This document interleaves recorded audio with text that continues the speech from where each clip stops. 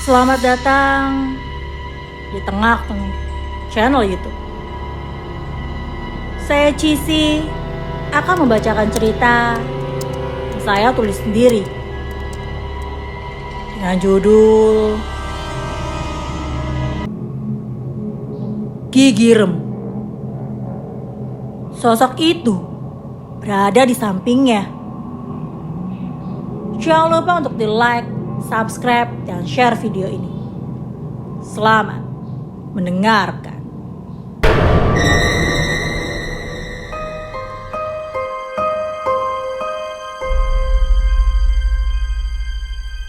Bismillahirrahmanirrahim. Cerita ini berdasarkan cerita dari narasumber yang berasal dari kota Cirebon.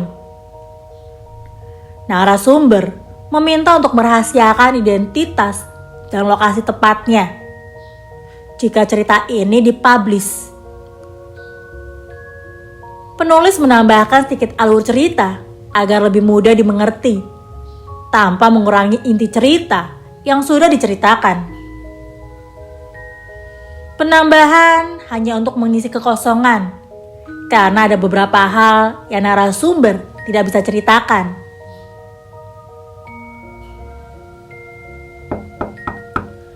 Suara ketukan pintu terdengar dari luar rumah, membuatku terbangun dari lelapnya tidur. Kubuka mata dengan sangat malas dan melihat ke arah atas pintu kamarku.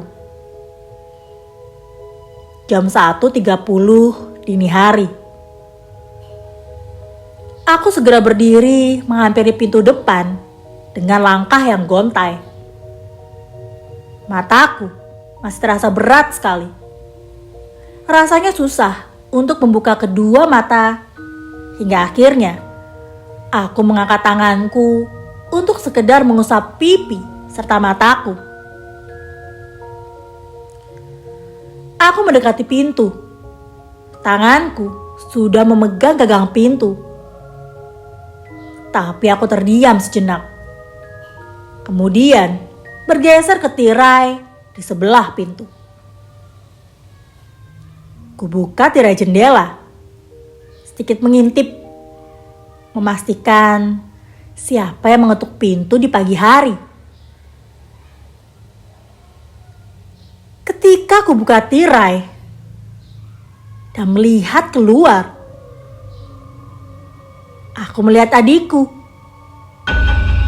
Tapi dia tidak sendiri.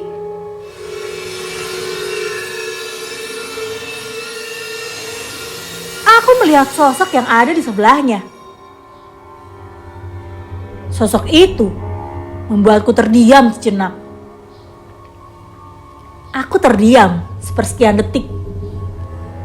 Kemudian menutup kembali tirai jendela. Mata yang sebelumnya berat sekali untuk terbuka kini terbuka lebar, seakan-akan aku belum tertidur. Aku kembali melihat jam yang berada di belakangku. Jam 1.40 dini hari. Siapa dia? Gumamku dalam diam.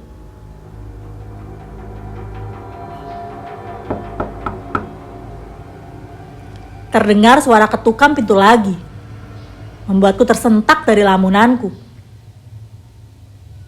Aku yang masih berdiri di samping pintu, kemudian dengan perlahan memegang tirai jendela,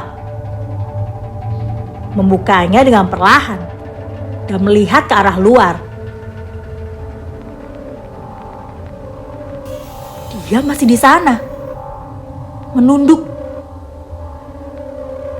Membuatku kembali terdiam melihat ke arahnya. Membuat nafasku terasa berat. Kupejamkan mata dan kembali menutup tirai.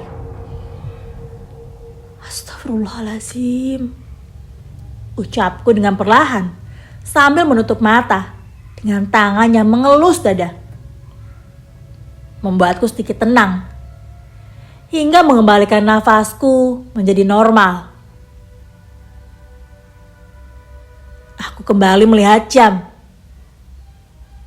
Jam 1.59.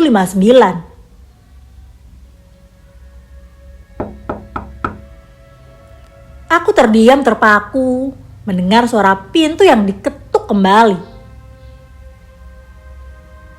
Dengan ragu-ragu, tanganku kembali menggapai tirai jendela. Kuberanikan diri untuk melihat ke arah luar jendela. Kuucap basmalah sebelum kubuka mataku. Aku kembali terdiam. Dengan segera, tanganku mencari handle pintu dan memutar kuncinya. Kubuka pintu depan, dan dengan langkah perlahan, aku keluar dari rumah.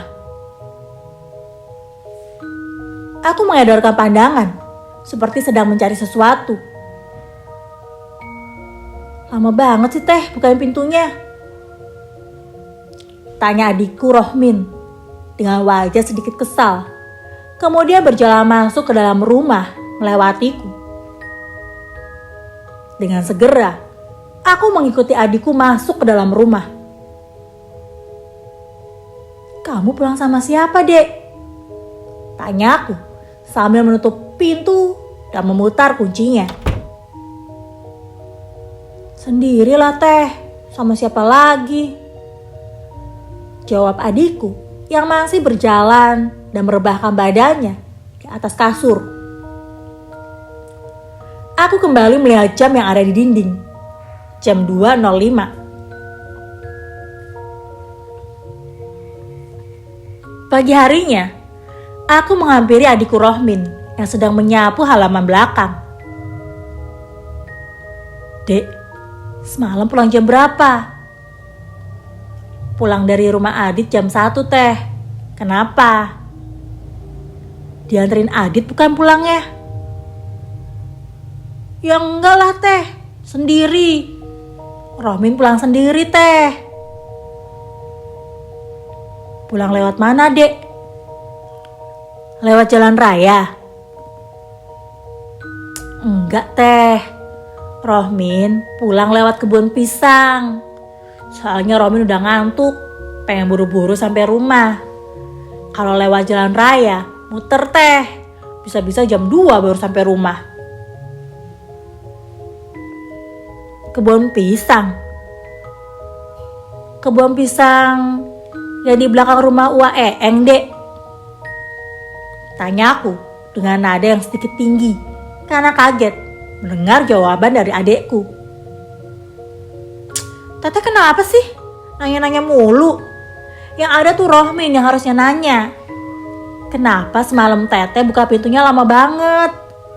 Padahal Teteh udah ngintip dari jendela dan lihat Rohmin yang ada di luar kan.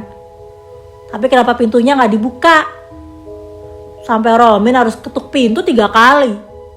Baru dibuka sama Teteh. Ucap adikku yang merasa kesal mendengar semua pertanyaanku. Rohmin melangkah pergi dan meninggalkan pekerjaannya.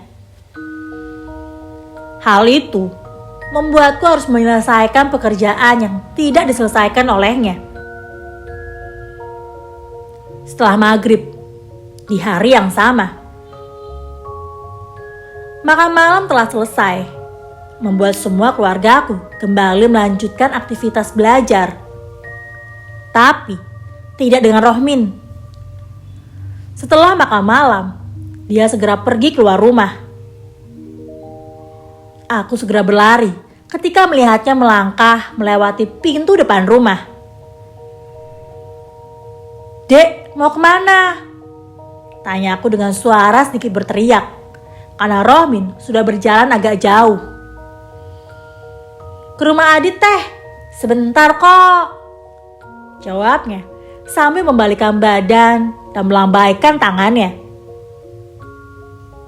Saat lambaian tangannya berhenti dan dia membalikkan badannya kembali, aku melihat sesuatu di sampingnya.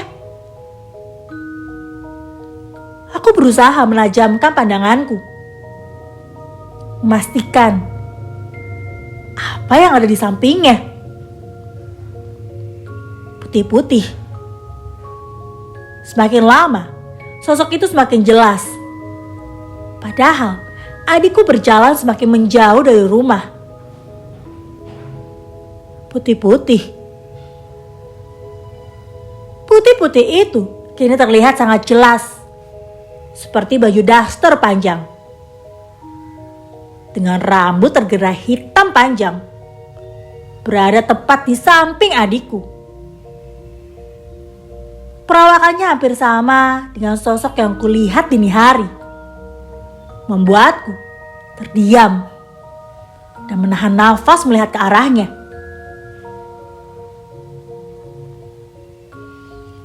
Rohmin kembali ke rumah Adit untuk bermain dan berkumpul dengan teman-temannya.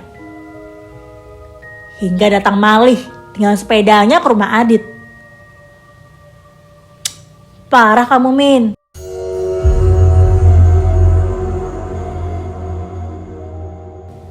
Ucap Malih dengan wajah kesal, membuat Rohmin bingung. Tuh, si Neti nangis. Kenapa Rohmin yang disalahin? Tanya Adit yang juga ikut bingung. Neti nangis gara-gara lihat kamu jalan sama cewek tadi. Cewek? Kapan? Tanya Adit. Tadi habis maghrib. Dari habis maghrib, aku tuh ya di rumahnya Adit, Lih. Pas kamu jalan mau kesini, Min. Neti liatnya pas kamu keluar rumah. Terus kamu noleh ke belakang. Bilang sama teteh kamu mau pergi ke rumah Adit. Terus pergi deh jalan lagi sama tuh cewek. Ucap Malih. Dit, kamu lihat aku datang sama cewek? Tanya aku melihat ke arah Adit. Adit menggeleng-gelengkan kepalanya. Neti salah lihat kali. Jawabku dengan wajah keheranan. Nih, Neti lihat ceweknya pakai baju putih. Rambutnya panjang. Ada di samping kamu sambil gendong anak kecil. Ngapain Neti bohong? Tuh, dia masih nangis di rumah. Ucap Malih dengan wajah kesal. Sumpah, Lih. Aku jalan sendirian ke rumah Adit. Ngapain aku bohong?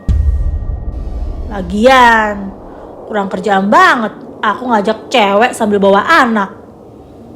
Jawabku meyakinkan Malih. Malih adalah kakaknya Neti. Keheningan membuat angin menyelinap di antara kami. Membuat bulu kuduk seketika berdiri. Ketika angin menyentuh kulit di malam hari. Suasana tiba-tiba menjadi mencekam. Memaksa kami berpindah ke dalam rumah untuk mencari kehangatan.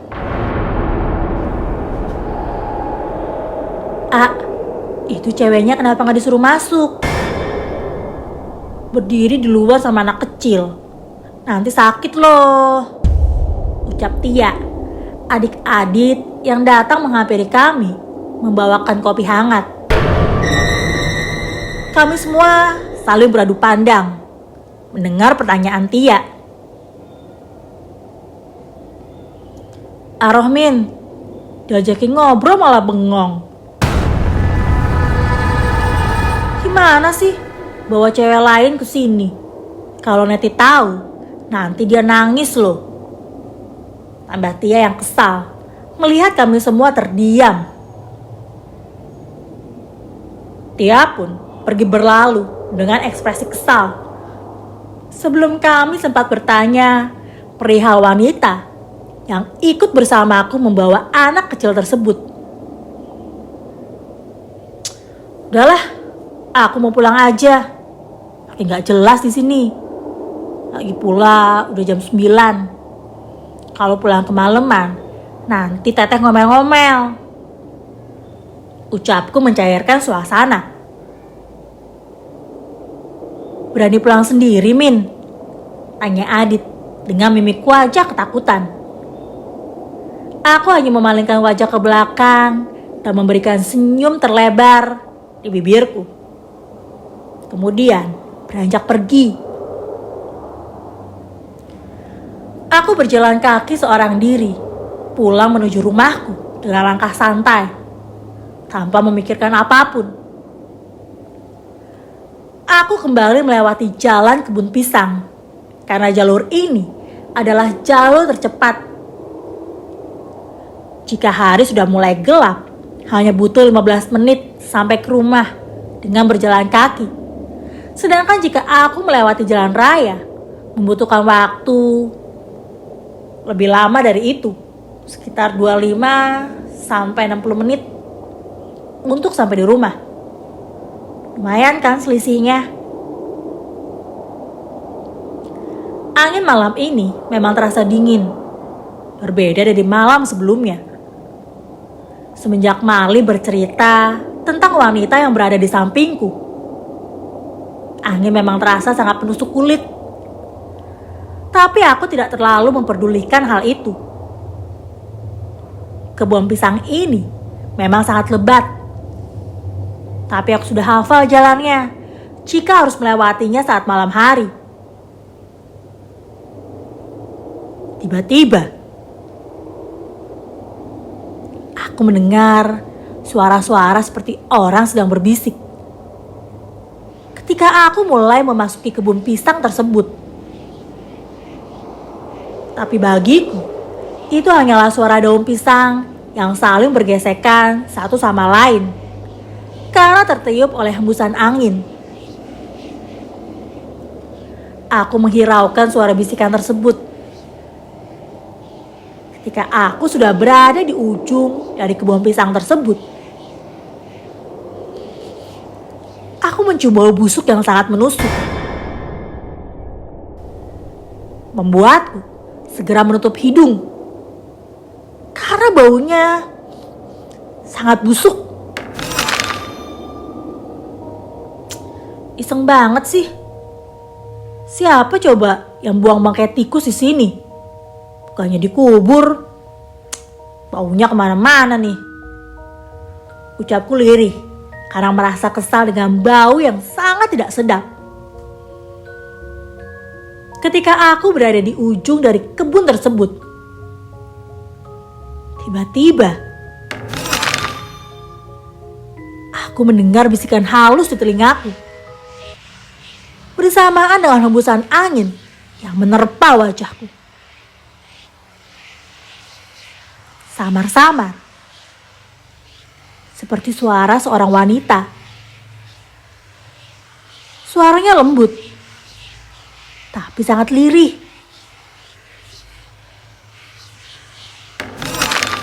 Terima kasih. Suara lirih dari bisikan tersebut. Aku pun melangkah menjauh dengan santai, tanpa menoleh ke arah belakang. Dan menjawab dengan sangat lirih pula. Sama-sama. Setelah itu, terdengar suara tertawa kencang dari arah belakang. Aku tetap berjalan santai sambil menggelengkan kepala.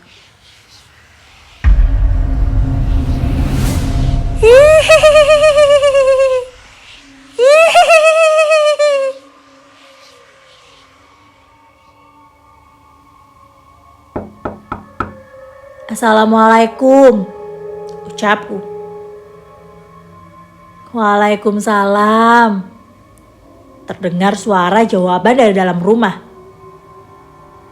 Aku melihat Teteh kembali mengintip dari jendela yang berada di samping pintu rumah. Kemudian aku tersenyum ketika melihat kakakku berada di jendela. Teteh langsung membukakan pintu rumah, tidak seperti malam sebelumnya. Alhamdulillah, kamu pulang sendiri, Dek.